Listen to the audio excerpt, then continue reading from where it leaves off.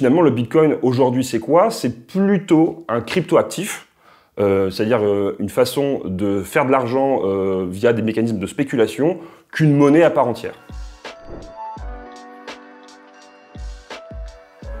Je suis Rémi Guichardaz, maître de conférence à l'Université de Strasbourg en économie d'innovation et au laboratoire donc Beta. Alors la première crypto-monnaie qui est également la plus célèbre, qui est la crypto-monnaie Bitcoin, a été créée en 2009 par Satoshi Nakamoto. Alors il y a un petit peu un mystère qui plane autour de la création de cette blockchain Bitcoin et donc la crypto-monnaie associée Bitcoin, parce que Satoshi Nakamoto, c'est un pseudonyme qui peut-être renvoie à une personne ou un groupe de personnes, on ne sait pas, donc le mystère reste entier par rapport à l'origine exacte de cette blockchain. Alors la blockchain, c'est une technologie qui est pas évidente à expliquer, mais qu'on va essayer de résumer finalement à un grand livre de compte sur lequel on enregistre des informations transactionnelles, donc des transactions entre des agents A et B qui échangent des biens et services ou qui s'échangent des flux monétaires ou ici des flux crypto-monétaires. Et donc, c'est un grand livre de compte où on va pouvoir enregistrer l'historique de ces transactions, l'historique de ces informations transactionnelles. Ce qu'il y a d'innovant dans la blockchain, c'est précisément qu'on peut se passer de l'intermédiaire de confiance qui traditionnellement gère ce livre de compte. En fait, on s'en rend pas compte, mais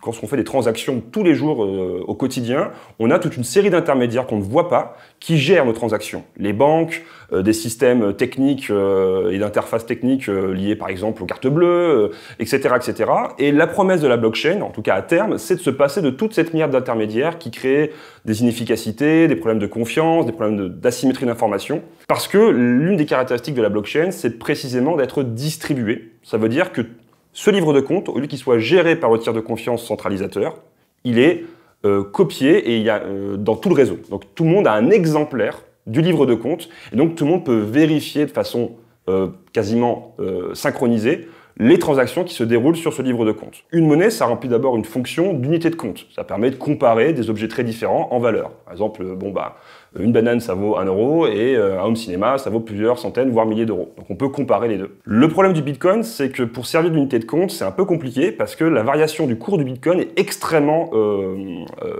erratique, aléatoire, avec de gros phénomènes d'amplitude. À titre d'exemple, la variation de l'euro, par exemple, par rapport au dollar, c'est de l'ordre de 10%, alors que le Bitcoin, ça peut faire des variations de 100, 150, 200%. Et donc c'est très compliqué d'avoir une unité de compte Bitcoin, même si ça existe par ailleurs, il y a des entreprises qui vendent des biens et services avec le Bitcoin. La deuxième fonction de la monnaie, c'est la fonction de réserve de valeur. C'est l'idée que la monnaie, je peux la stocker pour ensuite la dépenser plus tard. Ça pourrait éventuellement être considéré comme une réserve de valeur à long terme, puisque sur les 10-15 dernières années, enfin depuis la fondation du Bitcoin, la valeur du Bitcoin a effectivement extrêmement augmenté.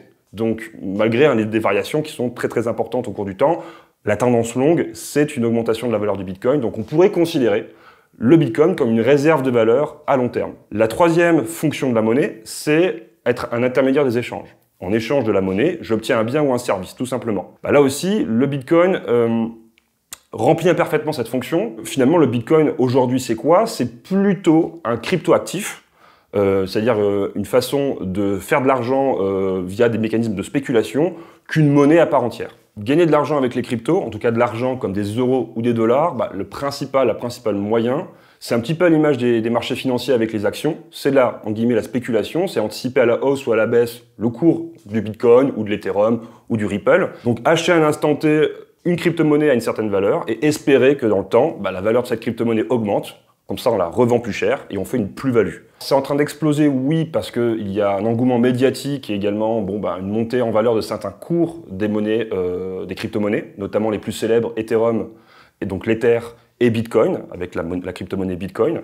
Ce sont les deux gros succès, on va dire, principaux. Savoir si les crypto-monnaies et la blockchain en général va constituer une révolution pour nos économies, c'est un peu difficile d'y répondre, c'est une réflexion prospective qui est toujours un peu hasardeuse à essayer de formuler. Je comparerais ça peut-être à Internet, dans le sens où Internet a une longue histoire finalement, qu'on pourrait en tout cas remonter jusqu'aux années 80-90, 2000, ça a mis du temps à se mettre en place, à gagner en maturité.